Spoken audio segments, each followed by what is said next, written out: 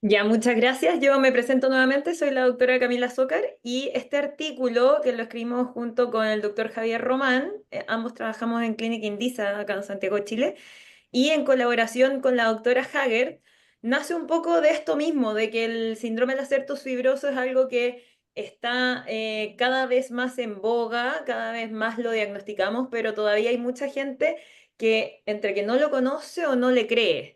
Entonces, un poco este artículo nace de esta necesidad y afán de que se conozca y los cirujanos de mano y especialistas empiecen a buscarlo, porque como vamos a ver en la presentación, no es algo que sea fácil de diagnosticar, sino que es algo que tenemos que conocerlo como para empezar a diagnosticarlo. Y ahí va el título, los ojos solo ven lo que la mente conoce. Si nosotros no lo conocemos, jamás lo vamos a diagnosticar. Entonces, para partir, yo quería mostrarles, no me deja avanzar, ahí sí. Este libro, que se llama La increíble historia del acertus fibroso, del autor Vincent Martinel, él es un cirujano humano francés que mediante un cómic, es una caricatura, nos cuenta su historia de cómo él partió de no creer hasta ser un cirujano que utiliza y diagnostica el acertus fibroso, el síndrome del acertus de manera periódica. Y la verdad es que el libro es muy lindo en cuanto a que muchos nos vamos a sentir identificados y él habla de esta escala de los niveles del Surgeon Believing in Lacertus Syndrome. Y él habla que hay una escala de un 0 a un 5 en los cuales 0, los cirujanos que dicen esto no existe para nada, a 5 ya lo diagnostico, no utilizo exámenes complementarios, la clínica me es suficiente y puedo indicarlo quirúrgicamente en casos necesarios. Y acá hay una amplia gama de niveles de believers en cuanto si empiezo a entender que si existe, lo empiezo a diagnosticar, ya empiezo a dejar de ocupar exámenes complementarios. Entonces es muy entretenido el libro de cómo él va haciendo su propia historia y que muchos nos sentimos identificados, porque yo creo que todos en algún momento, incluso yo, me acuerdo cuando dije exactamente estas palabras. ¿Qué es esto? Esto no existe, están operando cosas que no existen. Y ahora soy una creyente absoluta y yo espero que después de esta presentación hagamos una discusión entretenida, pero muchos de ustedes cambian quizás de un paso 2 a un paso 3 o un paso 3 a un paso 4. La etapa 5 ya es difícil, es un salto cuántico un poco más grande en el cual ya nos desligamos completamente de los exámenes complementarios. Entonces ya un poco más difícil, tenemos que tener más práctica en el examen físico, pero por lo menos que pasemos de una etapa a otra, yo me quedo contento. Entonces, y esta colaboración nace de que yo tuve el privilegio de estar un mes con la doctora Hager allá en Doha y pudimos conversar muchísimo al respecto, tuvimos unas discusiones muy entretenidas y tuve el placer y el privilegio, como dije, de verla a ella cómo hace su examen físico y eso fue algo que cambió un poco la práctica clínica en mi persona y cómo yo estoy diagnosticando las distintas compresiones nerviosas porque ella es una artista en el diagnóstico clínico. A todo esto les mandó muchos cariños. Dijo que tuviéramos una muy buena charla en español, pero que ella no se iba a conectar porque no entendía nada. Pero les mandó muchos saludos a todos. Y bueno, entonces, para centrarnos ya en el tema, el síndrome del acerto fibroso habla de una compresión del nervio mediano a nivel proximal, a nivel del codo, y vamos a ir viendo cómo hay distintas estructuras involucradas, pero nosotros vamos a enfocarnos sobre todo a la compresión que se produce bajo esta estructura, que es el acerto fibroso, o aponeurosis bicipital, donde la podemos encontrar en la distinta literatura. Vamos a hablar un poquito de anatomía, un poco de las compresiones dinámicas, cómo hacemos el diagnóstico clínico, cuál es la utilidad real de los exámenes complementarios y cuál es el tratamiento. Con respecto a la anatomía, se han descrito múltiples sitios de compresión del nervio mediano a nivel del codo, desde el ligamento de Struders hasta ya lo más distal, los ligamentos flexores o variantes vasculares o variantes del flexor pollicis longus. Pero la verdad es que la mayoría de los atrapamientos a nivel del codo del nervio mediano están entre que son síndrome del acerto fibroso, o sea que le echamos la culpa en el fondo a esta poneurosis bicipital, a la compresión, o algunos lo llaman síndrome del pronador. Recordemos que el nervio mediano pasa entre medio de las cabezas del pronador, hasta en un 80% de los casos, y se habla que esta es una zona que también podría ser sitio de compresión dinámica. De hecho, las primeras descripciones que se hicieron al respecto de la compresión del nervio mediano a nivel del codo fueron hechas como síndrome del pronador y de hecho fueron hechas por el papá de la doctora Hager en cuanto vio a pacientes que mediante el ordeñamiento de vacas utilizaban mucho este mecanismo de pronación y comprimían el nervio a este nivel. Y luego después fueron viendo cuáles eran las estructuras y cómo podíamos diferenciarlas unas de otras y cuál es la importancia de diferenciar unas de otras. Este es un artículo bien interesante del doctor Jim Botan, que es un artículo en el fondo él habla de lo que él ve, lo que él conoce y lo que se ha comunicado con otros colegas. Y claro, y él habla de que se siente frustrado porque a veces encuentra que en la literatura hay cosas que no coinciden unas con otras, entonces no hay una evidencia certera de cuál es este síndrome, a qué corresponde, cómo se diferencia de los otros. Y la verdad es que, claro, él no tiene mucha concordancia de lo que él ha visto en la clínica con lo que mostraba la doctora Hager o el doctor Don Lalonde, con su experiencia con el síndrome Lacertus. Y la verdad es que se puede inferir en este artículo en que el mismo Jim Botan es un semi-believer, o sea, no está en una escala muy alta en este minuto cuando él escribió este paper de creerle completamente este síndrome, pero habla de que ya los diferencia. ¿Cuál es la diferencia de un síndrome pronador o el síndrome Lacertus? Y la verdad es que va un poco de la diferenciación clínica que vamos a ir viendo al respecto. En el libro del doctor Martinel, él habla de que si bien tenemos distintos sitios de compresiones, esto habla como una reja tensa, como una cerca, y que en el fondo si tenemos la compresión a distintos niveles, como si fuera un triángulo, por así decirlo, donde su vértice está a nivel del lacerto fibroso, si nosotros liberamos la tensión a este nivel de este vértice, el nervio completo disminuye su tensión en el trayecto y podría ser el tratamiento necesario para que todo este nervio que está comprimido de forma dinámica, como vamos a ver, se libere esta tensión y disminuyan los síntomas. Poniéndole énfasis en que el lacerto fibroso es una estructura que le agrega compresión a este sistema de por dónde va el nervio y que liberándolo, que es una cirugía, vamos a ver, bastante sencilla, por así decirlo, libera la tensión completa. Entonces, ¿qué es una compresión dinámica? Sabemos que el nervio pasa debajo de este aponeurosis bicipital y entre medio, o lacerto fibroso, y entre medio de las cabezas del pronador, y es en ciertos movimientos en el cual el nervio se ve afectado. En el común, no es todo el día, no es como un síndrome túnel carpiano, donde hay una estructura fibrosa que está constantemente comprimiendo el nervio. Acá tenemos unas estructuras que lo van a comprimir de forma dinámica mediante cuanto utilicemos nuestra extremidad superior. Y hablan de que hay algunos movimientos que intensificarían esta compresión, como son la hiperflexión, hiperextensión de codo y la pronación. Sabemos que por mediante estudios biomecánicos que solo al liberar el lacerto fibroso vamos a disminuir la presión sobre el nervio mediano hasta en un 81%. Y eso nos habla de que si bien es una estructura que está un poco más superficial, que podría no comprometer tanto, sí tiene bastante importancia a nivel de cuánta presión ejerce sobre el nervio. Y lo otro que hemos visto y que vamos a ver también más adelante en nuestra presentación es que la recuperación de la sintomatología es inmediata luego de la liberación quirúrgica del lacerto fibroso. Entonces, hay una relación directa entre yo libero y recupero la fuerza, sobre todo en esto, lo que vamos a ir viendo, pero hay una relación directa del el éxito quirúrgico con respecto a la sintomatología. Por lo tanto, también creemos que esta estructura es fundamental en la compresión a nivel del codo del nervio.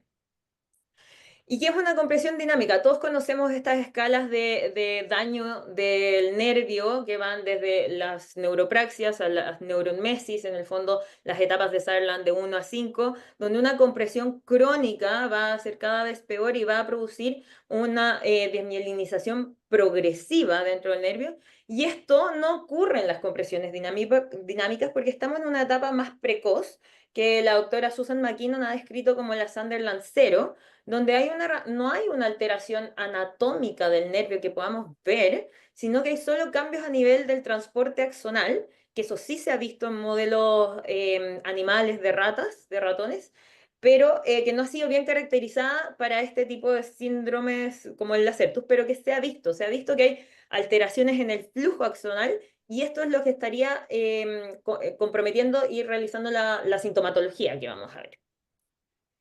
Entonces, las compresiones dinámicas, ¿qué es lo que vamos a ir a buscar? Vamos a ir a ver distintas cosas clínicas que tenemos que ir a buscar, pero hay que tener presente que el examen físico, como esto estamos hablando de un nervio que es mixto, sensitivo motor, y vamos a ir a buscar cómo funciona o cómo está el motor de este nervio hacia distal. Vamos a ver que hay algunos autores que hablan de que existe como una paresia oculta, que en el fondo hay contracción, que es contra la gravedad, que es contra resistencia, pero no es 100% normal a la contralateral, por ejemplo. Y esto, se le llama apariencia oculta, hay que ir a buscarlo activamente. No nos podemos olvidar de realizar un examen físico completo de nuestros pacientes. Entonces, ¿cuál es la historia clínica de estos pacientes? Habitualmente vienen con una historia de que habitualmente tienen actividades repetitivas en pronación, muchos son trabajadores manuales o de computador, que a veces se nos pasa que pacientes que tienen mucho rato, que todo el día trabajan en el computador, tienen posiciones de pronación y mecanismos que también aumentan la sintomatología. No se ha visto diferencias entre sexo ni la mano dominante. Muchos refieren torpeza, que eso es bien característico, refieren que están medios torpes con mecanismos de pinza y muchos hablan de que les cuesta abrir una botella, es como típico, ¿ya? O a veces si uno le pregunta y dice, sí, sí, en verdad cuando lo trato de hacer no me resulta.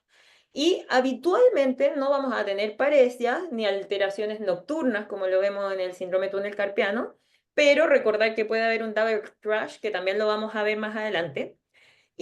Es importante saber que su incidencia es desconocida, entonces no sabemos si ponerlo es más frecuente, es menos frecuente, hay que buscarlo en todos, entonces eso también nos altera un poco la visión que tenemos cuando llega un paciente a la consulta, donde habitualmente tratamos de buscar las cosas más frecuentes y no sabemos la frecuencia real de esto, bueno, también nos dificulta un poco en el enfrentamiento que tenemos a los pacientes.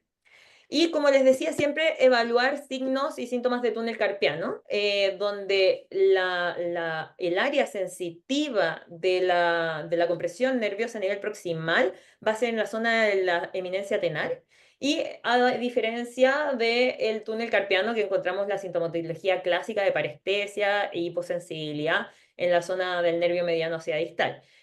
Pero lo mismo, recordando que pueden haber double crash y puede existir un paciente que tenga ambas cosas. Entonces, va a llegar con síntomas y signos, historia clásica de túnel carpiano, que se le duermen las manos. Y si no vamos a buscar dirigidamente el síndrome de Lacertus, no lo vamos a encontrar y nos vamos a quedar solamente con el síndrome túnel carpiano.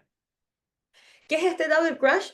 El double crash habla de cuando hay una compresión nerviosa en dos puntos del mismo nervio y habla de que la compresión nerviosa en un punto hace más susceptible al mismo nervio de verse comprimido de una manera importante en otro punto y donde cuando hay dos compresiones, cada una por sí sola a veces puede no ser suficiente para producir sintomatología, pero cuando tenemos las dos en conjunto ya se puede producir la alteración a nivel de los síntomas y signos. Y se genera por una alteración del flujo axoplásmico, como decíamos. Por lo tanto, también es importante recordar que muchas veces este síndrome se diagnosticaba en cuanto a, yo le diagnostiqué un túnel carpiano, lo operé, pero sigue con síntomas. Y al final no es que tenga una cirugía fallida del túnel carpiano, sino es que probablemente no hicimos el doble diagnóstico. Entonces también es importante ser muy cuidadosos en el diagnóstico de una y otra compresión. Y aquí es donde el examen físico es la piedra fundamental para su diagnóstico. Y aquí está la triada de la doctora Hager, que encuentro que da el punto certero para poder hacer un buen diagnóstico clínico. Y la triada cumple estos tres criterios. Los pacientes deben tener debilidad en los sitios específicos, un Scratch Collapse test positivo, que lo vamos a ver también, y dolor en el sitio. En esta área el dolor es bien específico sobre el lacertus, de hecho la doctora Hager lo busca en la entrada del lacertus un poquito más proximal y tienen dolor exquisito en esa zona. Uno trata de probar y le dice, mira, esta es presión normal con mi dedo en un sitio donde no hay compresión, les prueba y se van a ver, van a encontrar que hay muchos pacientes que sin referir previamente que tenían este dolor, cuando uno los palpa, sienten dolor y sienten a veces esta electricidad que va hacia distal. Con respecto a la alteración sensitiva que se los mostré un poco antes y a la alteración motora, hay que ver por qué en la anatomía, o sea, por qué anatómicamente se produce esto. Y estos son los músculos que vamos a ir a probar y que frecuentemente se alteran en una compresión nerviosa dinámica, que son el FCR, el FPL y el flexor digital profundo del dedo índice. Y estos están más superficial en la estructura del nervio, estos ramos están más superficiales, estos fascículos, perdón, por lo tanto son más susceptibles a una compresión dinámica, a ser los primeros en manifestar alteraciones.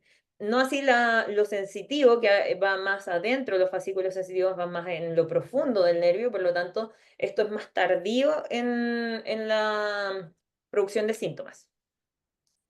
Y bueno, entonces, ¿qué es lo que vamos a ir a buscar en nuestro examen físico cuando probemos la fuerza? Es estos tres músculos. Y nosotros vamos a probar el FCR buscando flexión de muñeca. Podemos ver cómo esta paciente tiene una flexión de muñeca alterada en una más que en la otra. Esta paciente era unilateral. El FPL lo vamos a buscar mediante la flexión contra resistencia del pulgar, de la interfalángica del pulgar, y vamos a compararlo, es súper importante compararlo. Y por último, la del índice, que a veces es un poco más difícil porque el índice tiene menos fuerza, entonces en pacientes mujeres que tienen menos fuerza, a veces encontramos que tienen poca fuerza en general, pero habitualmente encontramos una diferencia en el contralateral cuando son unilaterales. Y se ha descrito este signo que se llama el OK sign, que en el fondo lo que hacemos es probar el flexor digitales profundos del segundo dedo más el FPL y lo probamos contra la resistencia. Estos somos nosotros realizando este test.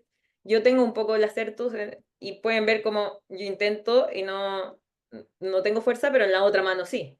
Y ahí el doctor Orellana, nuestro colega, me está descomprimiendo el acertus a nivel proximal y cómo yo recupero la fuerza. Eso también lo vamos a ver en unas imágenes más adelante. Pero es importante revisar la fuerza y este signo es clínicamente súper útil y fácil de utilizar. Y después tenemos la arista del Scratch Collapse Test, que es un test clínico que también ha estado súper en boga porque no hay una evidencia certera, de partida no hay una vía específica que se sepa, que se conozca por la cual este reflejo espinal se produce.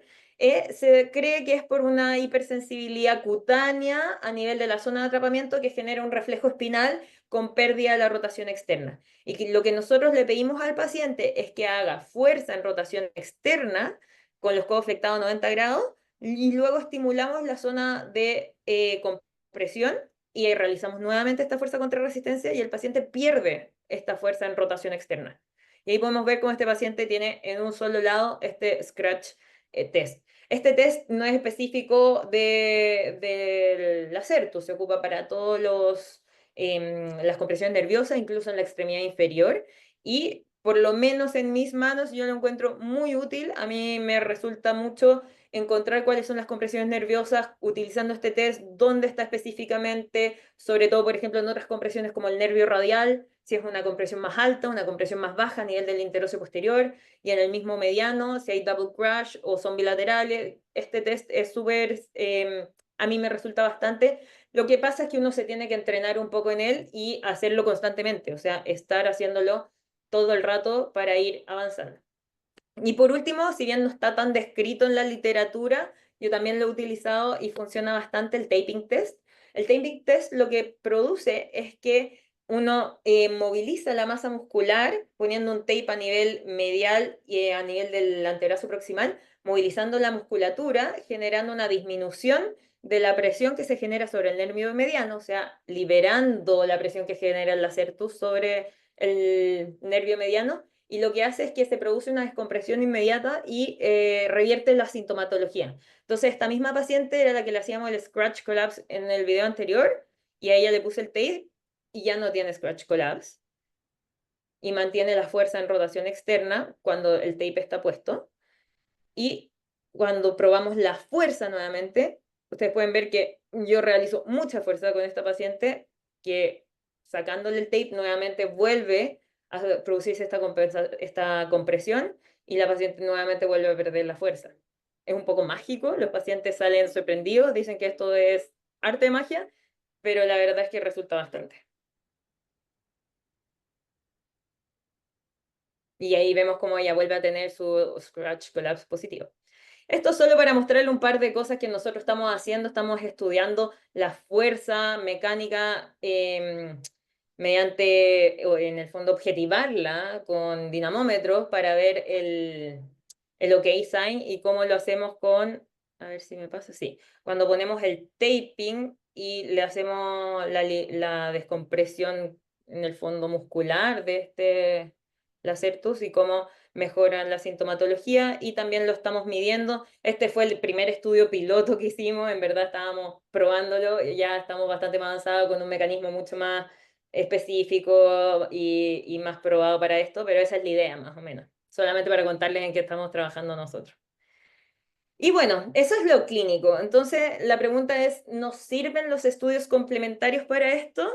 La verdad es que el electrodiagnóstico, que es lo clásico que uno pediría para buscar una compresión nerviosa, no nos sirve en absoluto. No hay ningún protocolo que haya podido demostrar o diagnosticar las compresiones nerviosas dinámicas.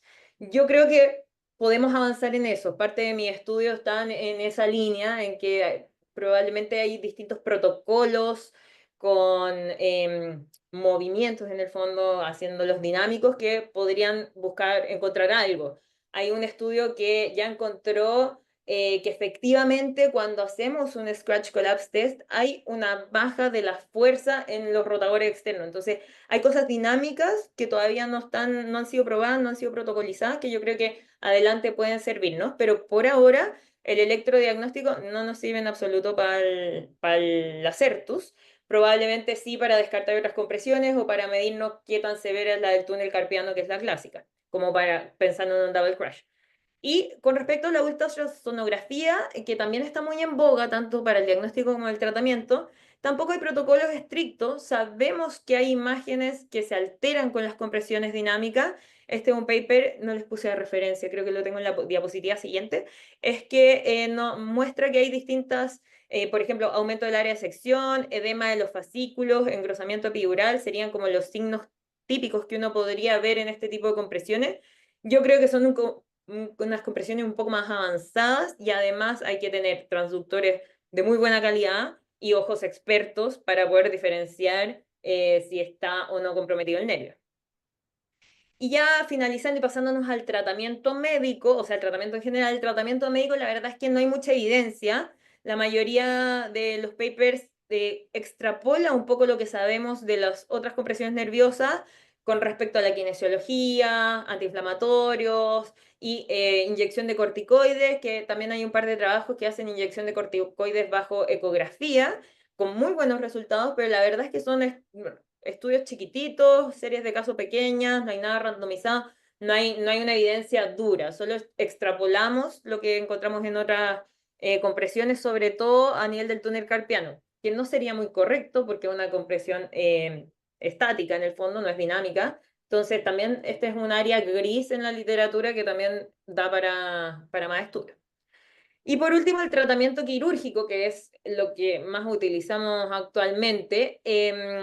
Lo que hacemos es, bajo una incisión mini open de unos 2 a 3 centímetros máximos, sobre el lacertus, liberamos este lacertus completo. La doctora Hager también describió el tripod sign, o sea que en el fondo uno pone sus manos en forma de trípode y siempre el índice va a caer sobre donde está el lacertus. Y ahí es donde ella hace su incisión. En esta imagen esta imagen es de una cirugía nuestra, donde podemos ver cómo se identifica el lacertus completamente. Y este lo seccionamos.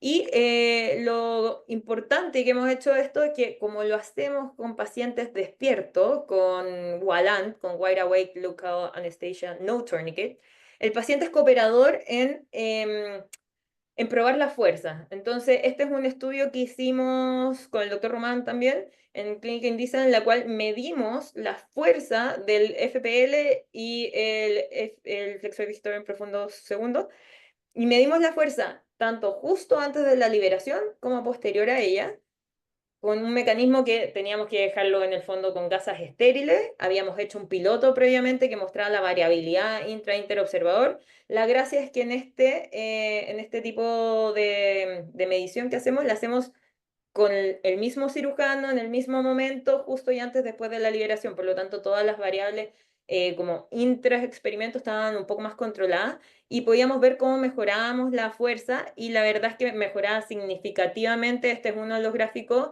de lo que mejorábamos y en la mayoría de los pacientes mejoró significativamente la fuerza pre y post liberación.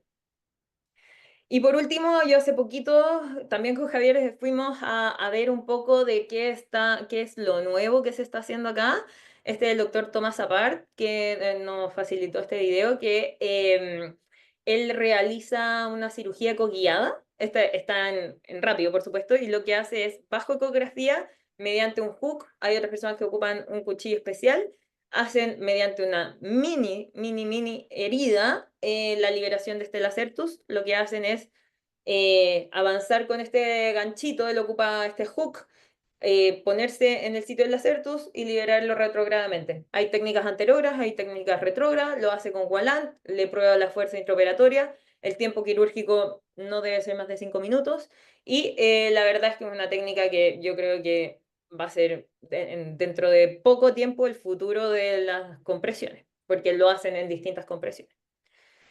Y en el fondo un poco es hablarles de lo que está en boga en el mundo, que es las compresiones dinámicas, que es algo que, como les mencionaba antes, no está 100% dilucidado el tema, y hay muchos autores, sobre todo los franceses, que le están llamando la Dinervology o dinervología, en el fondo hablan de las compresiones dinámicas y el estudio de ellas. Y lo que más nos llama la atención en esto y en el fondo lo que ha estado cambiando con respecto al, este es un paper más antiguo y lo que ha cambiado es que antes uno, claro, buscaba la historia, el examen físico y pedía exámenes complementarios y la verdad es que era porque no había un protocolo estandarizado para su diagnóstico, pero hoy en día yo creo que con todos estos signos clínicos que vamos a buscar específicamente, podemos hacer un diagnóstico bastante certero solamente con el examen físico. Y hablando de los atrapamientos múltiples dinámicos, contarles, este es un trabajo que hicimos nosotros sobre la liberación de 2.000 nervios, revisamos todos nuestros nervios, las cirugías operadas, alrededor de 1.000 cirugías, y encontramos que el túnel carpiano sigue siendo nuestra primera indicación, nuestro primer nervio liberado, pero el lacertus, desde que empezamos a diagnosticarlo, empezamos a encontrarlo cada vez más y pasó a ser el segundo en conjunto con el cubital, o sea, al mismo nivel que el cubital, y yo creo que hoy en día, porque este es un trabajo de hace como 2 años, está más alto que el cubital, o sea, el Acertus va creciendo en diagnóstico a medida que lo vamos buscando más. Y cuando vemos en los atrapamientos múltiples cuáles son las uniones de nervios más frecuentemente liberados en conjunto, el túnel carpiano más la Acertus supera incluso el túnel carpiano bilateral. Entonces es un diagnóstico que cada vez lo hemos hecho un poco más mediante a que lo conocemos más y lo diagnosticamos más. Yo creo que muchos pacientes antes se nos pasaban y como les mejorábamos a veces cuando tenían double crash, les mejorábamos los síntomas del túnel carpiano, no mejoraban del todo, pero mejoraban, muchos pacientes se quedan con eso. Entonces la idea de esto es que estos pacientes no se nos pasen. Y esto se asemeja un poco con lo que habla la literatura internacional. Este también es un paper de la doctora Hager con el doctor Brutus, que hablan de una alta prevalencia de los double crash o atrapamientos múltiples y que es muy importante que no pasen desapercibidos para poder darles un tratamiento adecuado. ¿Y qué es lo que he descubierto yo en todo este camino del Lacertus, de que yo también pasé de no creerle a creerle 100%, a que muchas veces yo antes me basaba en mi electromiografía o a veces ecografía, qué sé yo, pero en exámenes complementarios para indicar cirugías? Como yo corroboraba mi diagnóstico clínico con exámenes para indicarles cirugía, la verdad es que hoy en día no. Hoy en día me baso más en mi examen físico, túnel carpiano a veces pido ecografía, pero mi examen físico es lo que más me orienta al diagnóstico preciso.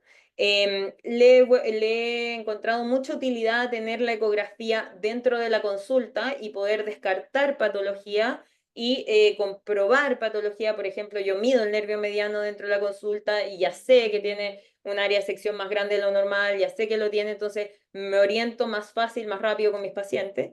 Y creo que la cirugía ecoguiada es una cosa que va a tener un boom ahora pronto, en un futuro próximo, y yo creo que nuestro próximo camino y estudio va un poco por ahí. Así que les quiero dejar invitados con Javier Román.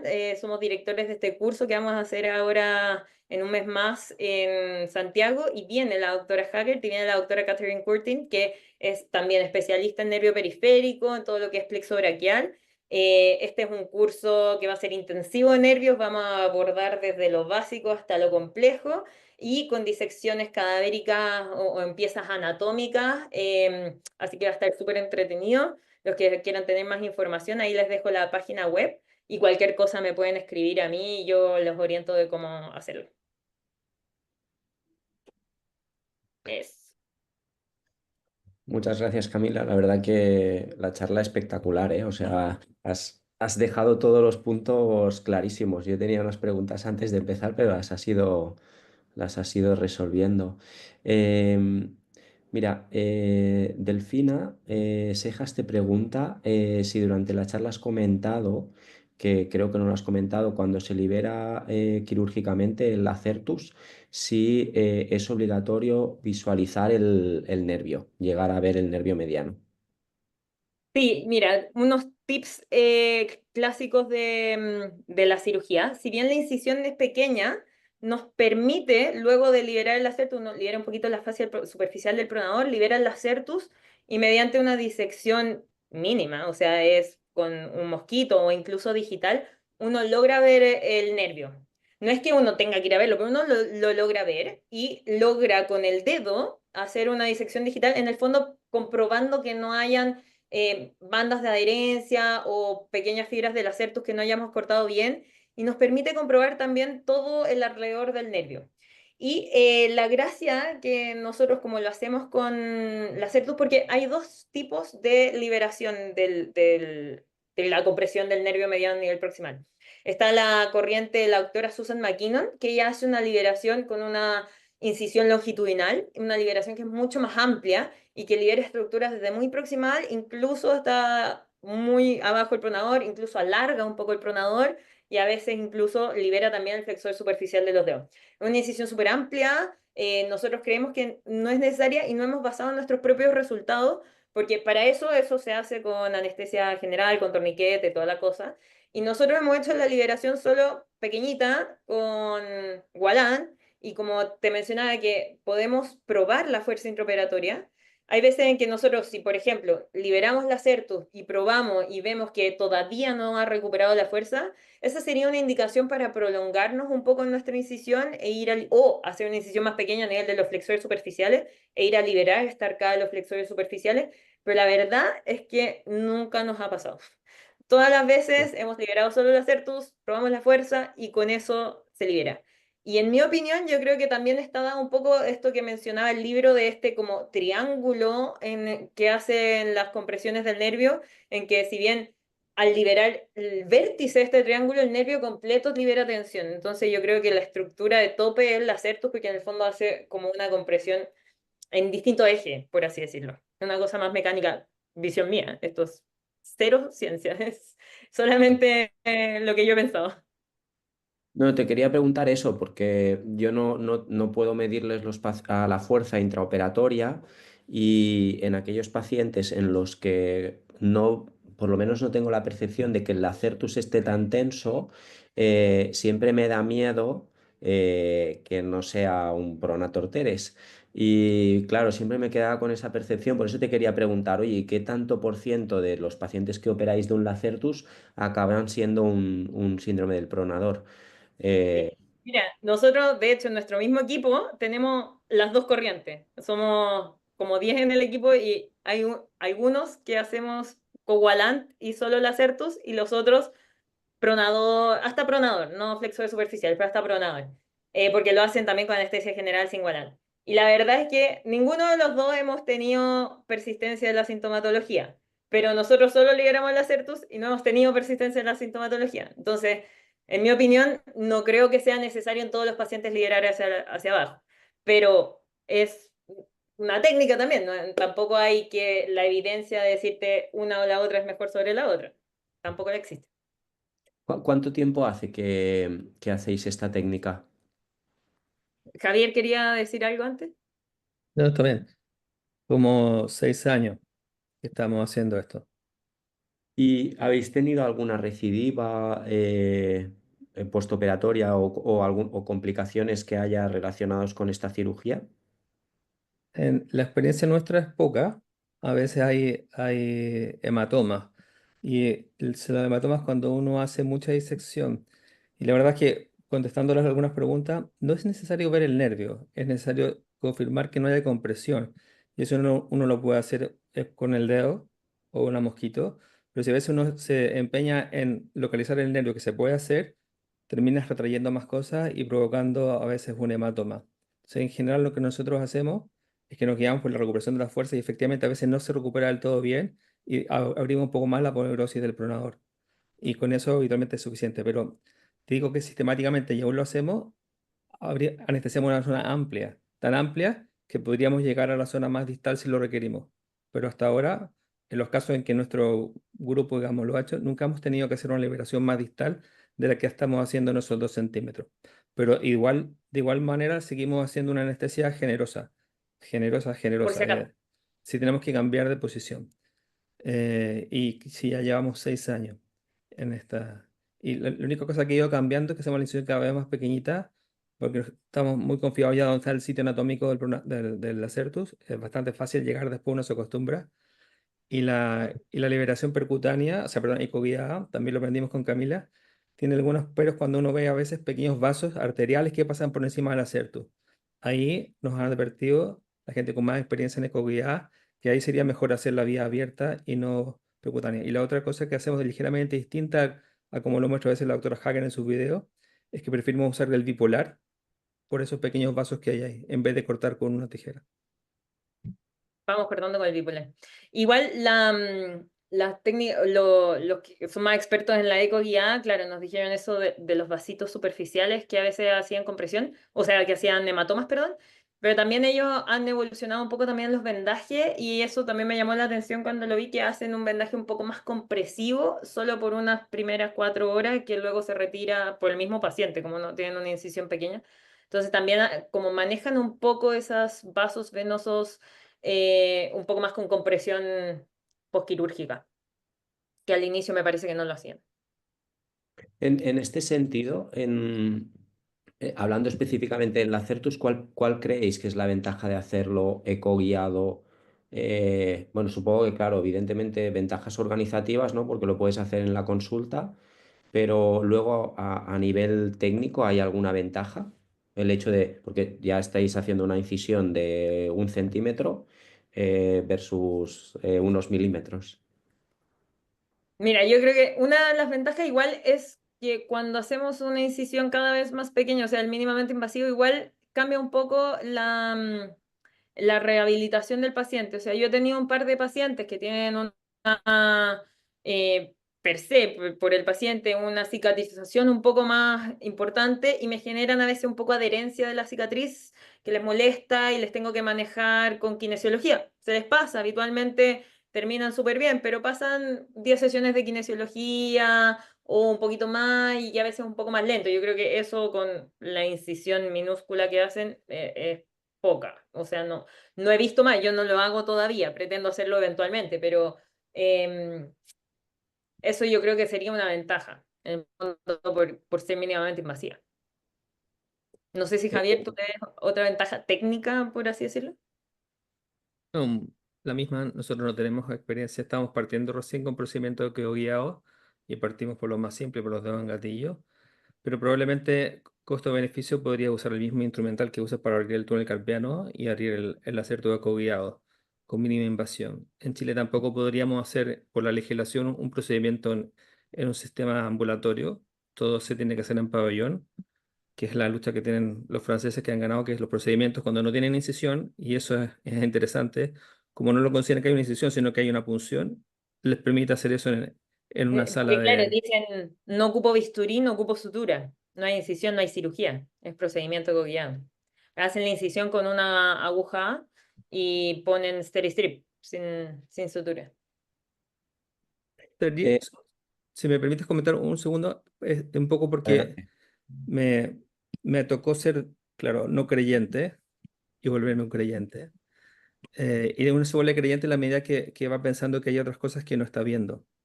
¿Estás en Y el 5 o dónde estás? no, yo estoy en el 5 sí, definitivamente. Yo creo, pero con mucho examen físico. Yo creo que la clave es tomarse el tiempo, hacer un examen físico adecuado, porque igual que como para el opérculo torácico el examen físico es particular, también es una compresión dinámica, también nos pasa lo mismo que es difícil demostrarla, pero si uno se toma el tiempo de usar monofilamentos y evaluar, por ejemplo, la sensibilidad en la región tenar, versus el lado contralateral, el régimen hipotenar. Si se da el tiempo de examinar adecuadamente. Y aquí también aporte la doctora Hager. Cuando hablamos de M4 ya habla de M4 menos, M4 y M4 más. O sea que en realidad M4 no es un número, es un rango. Y si uno compara y lo hace reiteradamente y lo hace con cierto cuidado, uno es capaz de diferenciar esas diferencias de fuerza que llevan al diagnóstico y escuchar al paciente en su relato. Porque el paciente del acerto te dice que no tiene parestesia nocturna, tiene debilidad. A veces se le duerme algo la mano, pero tiene debilidad. Y en el examen físico es muy claro cuando él pierde la fuerza del flexor del pulgar. Y por eso es que nosotros, intentando ponerle número, quisimos medir y medimos intraoperatorio. Y nosotros estudiamos esto porque teníamos dudas también. Porque ¿será cierto que recupera? No nos estamos autoinduciendo y buscamos formas de objetivarla. Y así como tratamos de objetivar también el test de colapso por rasquido o el test de colapso sensitivo llamado ahora, que sí tiene una vía, que tiene una vía ya un poco más conocida, pero la clave para nosotros es el examen físico. Y como la clave está en el examen físico, lo pusimos ahí. Nosotros quisimos traducir al español, que se fue un poco la primera pregunta que le hiciste a Camila, lo que la doctora Hager nos había enseñado en inglés. Poner un artículo en nuestra lengua sobre un asunto importante para quien quiera creer. O sea, nosotros no vamos a imponer nada, pero estamos en el 5. La verdad es que colgué, para hacer promoción de la charla, colgué vuestro artículo y fue sorprendente. O sea, a lo mejor me escribieron mm, 400 personas pidiéndome el artículo. Yo es una de las cosas que os quería decir. Al final, lamentablemente, pues no todo el mundo tiene un acceso al inglés o puede leer con total libertad el inglés. Entonces, el simple hecho de haber traducido todo ese conocimiento al español, pues ya es importante. Y luego recordarle a todo el mundo que el acceso a los artículos de la RIGMA es libre. Es un artículo que es libre, que todo el mundo puede acceder de forma gratuita y aún así no se sabe y por eso muchas veces pues yo publico esos artículos porque hay artículos que son excelentes y este es un claro ejemplo. Em, Os quería preguntar, estadísticamente en cuanto a la prevalencia, me interesa mucho para que quede claro. El tanto por ciento de Double Crash y el tanto por ciento del Acertus, que es únicamente el Acertus, que no tiene relación con el túnel carpiano. ¿Cuál es más frecuente? Como un poco, más que nada para tenerlo en cuenta. Yo todavía no tengo la respuesta para eso. Como mi idea es hacer un estudio de prevalencia con diagnóstico clínico, pero no está en la literatura. Hay series distintas. La verdad es que nosotros hemos visto, no sé si Javier tiene la misma sensación de que hay más double crash que solo, o más atrapamientos múltiples, más que uno per se. Y de hecho, muchos pacientes que operamos, yo te diría que hartos pacientes de los que operamos que son solo lacertus, muchos de ellos vienen con un túnel ya operado por otras personas. Entonces, yo creo que es más frecuente en un double crash que por sí solo. Pero estos son números que hemos rescatado desde la cirugía. Entonces estamos viendo una población, una muestra en el fondo que ya es quirúrgica, o sea que no tuvieron respuesta a lo médico. Y habitualmente nos encontramos que el túnel carpiano es así, es una compresión estática que habitualmente termina en cirugía. Pero la compresión dinámica no. Entonces quizás muchos de estos pacientes los diagnosticamos clínicamente, se les pasa un poco la sintomatología, muchos no vuelven, entonces yo creo que hay una prevalencia un poco mayor del síndrome de Acertus, que no lo estamos objetivando en papel porque la mayoría de estos estudios vienen a posterior, desde que los operamos. Entonces hay harto paciente que se mejora o que en el fondo se le pasa la sintomatología con el tratamiento médico y que no lo estamos incluyendo en nuestros números estadísticos. Entonces yo creo que está subdiagnosticado, o sea, en el fondo documentado y obviamente subdiagnosticado en el mundo, pero yo creo que la prevalencia es un poquito mayor de la que nosotros pensamos. Sí, Únicamente, Sergey, solo sí, sí, respondiendo una adelante. cosa técnica sobre la prevalencia, perdón. Es que es difícil de establecer una prevalencia cuando no tenemos un estándar de diagnóstico, Diagnóstico. porque vamos a tener Bueno, una prevalencia que no vamos a poder confirmarla, pero la impresión es que es mucho más prevalente de lo que uno cree y cuando uno aprende a diagnosticarlo, te diría que con más o menos un 30% de las personas que tienen túnel carpiano tienen simultáneamente un Lacertus. o sea, no es un tema tanto estadístico basado en la literatura, sino que quería saber vuestra impresión. Básicamente la pregunta era basada en vuestra sensación, si pensáis que ya la ha respondido Camila, que la mayoría se relaciona con una compresión más distal o que encontráis muchos casos que únicamente es un Lacertus. La pregunta no era tanto tan científica, sino que un poco que cuál era vuestra percepción. No, yo creo que es muy frecuente y me ha pasado que hay mucha población joven, em, activa, que va al gimnasio, que hace ejercicio de fuerza y que tiene compresiones dinámicas tanto lacertus y radial, que antes eran mucho menos diagnosticadas y que estoy viendo más en esas poblaciones como compresiones dinámicas a nivel alto, a nivel del codo, más que en conjunto con el túnel carpiano. Entonces ahí también hay una diferencia, yo creo, como media bimodal, no lo sé, pero también hay harta población joven que en base a su actividad también tiene estas compresiones dinámicas. Y que ahí yo no las veo tan asociadas al túnel carpiano. En esa población yo veo más como solo la certus o solo radial. Hola Cami, ¿me escucháis? Hola, Daniela. sí.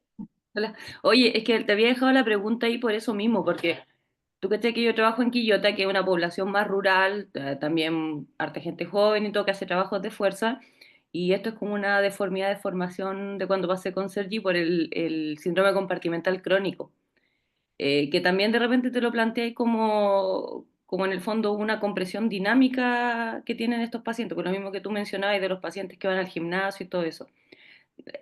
¿Te ha parecido de repente, claro, cuando tenía estos pacientes que tienen no solo el mediano, más el radial y todo, paciente joven, les así resonancia y todas esas cosas para ver si es un compartimental? No, habitualmente no. Igual como que la sintomatología es distinta, Sí, ¿ah? sí. Es bien distinta y tienen estas pruebas como específicas de nervio, sobre todo el scratch collapse que el Sí. compartimental no debería tener. Em, yo no me apoyo mucho en resonancia. Habitualmente les pido ecografía, pero más porque todavía estoy en el proceso de que quiero verlo, quiero entenderlo, quiero ver si le encuentro algo en la ecografía en el nervio. Entonces estoy Ya. en un proceso más como de estudio, pero no, la verdad es que con el examen físico queda bastante claro cuál es como la compresión, porque no es un dolor que les viene solo cuando entrenan, Sí, sino ya. que es distinto. Ujú. Sí, vale. Súper buena la charla. Oye, estaban preguntando ahí que en el chat un par de cosas que quería dejar en claro. El taping test todavía no está definido así 100% como tal. Yo lo ocupo harto y lo que hacemos es desde medial poner el tape moviendo la masa muscular hacia radial, desde cubital hacia radial. Y ahí se genera como esta movilización de la masa muscular que liberaría la tensión. Y el taping ha de ser normal y corriente, ¿no? Nada específico. Ah, la doctora Haggard utiliza frecuentemente el tape de los kinesiólogos porque ella hace hartas em, técnicas de movilización cutánea para disminución del dolor y mejorar movilidad con tape. Entonces les deja los tape puestos y por eso ya tienen la consulta su tape kinésico. No sé si conocen a Alison Taylor, que Ujú. es una terapeuta que ocupa mucho esta técnica del taping para movilización entre las fascias y el celular subcutáneo, en el fondo, para mejorar rehabilitación. Entonces, la doctora Hagert ocupa harto eso y por eso tiene su tape. Pero yo ocupo la tela común y corriente. Sí, publica mucho en LinkedIn y son vídeos muy interesantes. Eh, ¿Qué más? ¿Qué más? Hay muchas Y lo otro preguntas. que, sí, lo otro que habían preguntado un poco con el Walanti, si no se profundiza en la anestesia, no debería. Nosotros utilizamos Walant con técnica clásica de Don Lalón, que en el fondo hacemos una anestesia superficial, no, habitualmente no ponemos un volumen suficiente para que bloquee el nervio mediano. No es tan profundo. Y de hecho, cuando uno hace una disección más profunda y trata de llegar al nervio, el paciente siente dolor, siente un dolor medio eléctrico. Entonces no está bloqueado el mediano. Podemos probar fuerza. La pregunta de Andrés Bustos creo que es muy interesante. Pregunta sobre la indicación quirúrgica si no existen los tres signos de dolor, parestesia, debilidad y scratch test. En esos casos, en los casos pues que solo cumplen dos de la triada, ¿indicáis cirugía o cómo los tratáis? Mira, habitualmente cuando yo hago el diagnóstico, habitualmente tienen motor. Para mí el déficit motor es como la piedra fundamental, si no es como más dudoso el diagnóstico. Y habitualmente ellos tienen scratch. El dolor a veces no está tan presente, pero en todo caso esto es como yo también creo que eventualmente vamos a llegar a hacer un score, porque en el fondo tenemos que ver cómo lo diagnosticamos. Y como decía Javier, no tenemos un gold standard que puede ser score clínico más exámenes complementarios. ¿Cuáles son? Yo creo que todavía estamos en un proceso de investigación de esto, que va a llegar a que podamos hacer un score clínico apoyado en algunas cosas y que podamos decir, bueno, tiene dos, tres, uno, dos, tres criterios. Habitualmente yo me baso sobre todo en la fuerza, como para decir, no ha mejorado, no mejoró con kines, sigue con déficit de fuerza, yo ahí le indico la cirugía.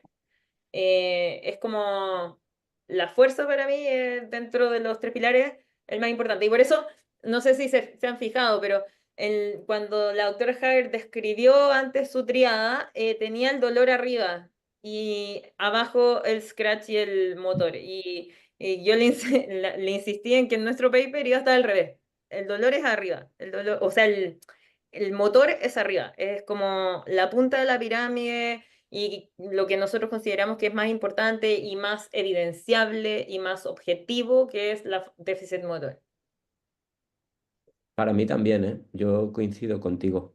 Para mí, he visto pacientes que tienen una debilidad y que luego en el scratch no me dan positivo y los libero y mejoran muchísimo.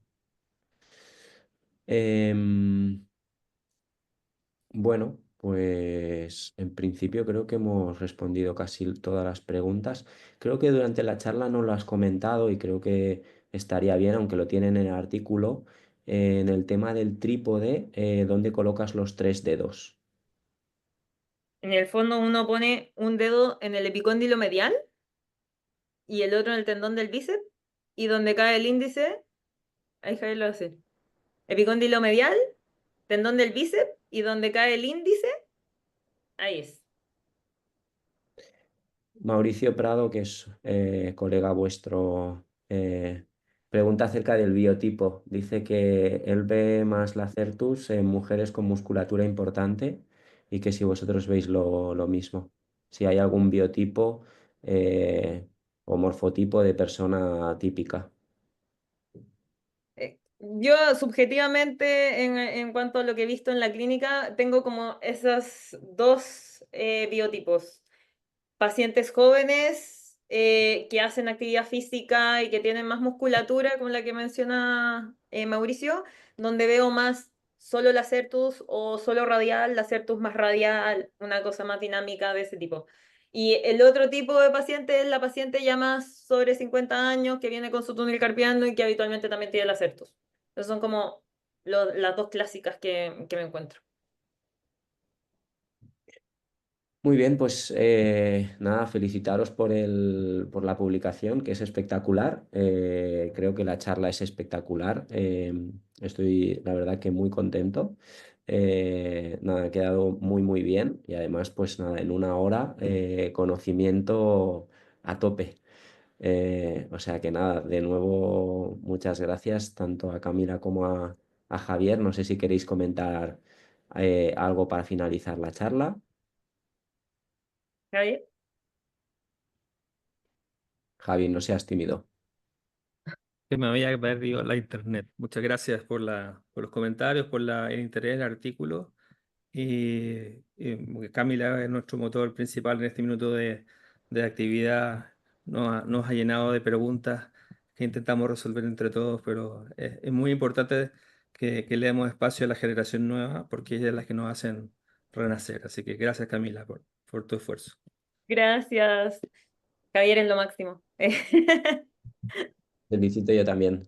Al final siempre necesitamos gente que tenga energía y que empuje al resto a ponerse las pilas. O sea que nada, te felicito yo también. Muchas gracias por la charla, ha sido espectacular y seguro que no será la última que hacemos con vosotros en el canal. O sea que nada, os mando un abrazo muy grande. Muchas gracias por la invitación. Chao a todos, que estén muy bien, gracias.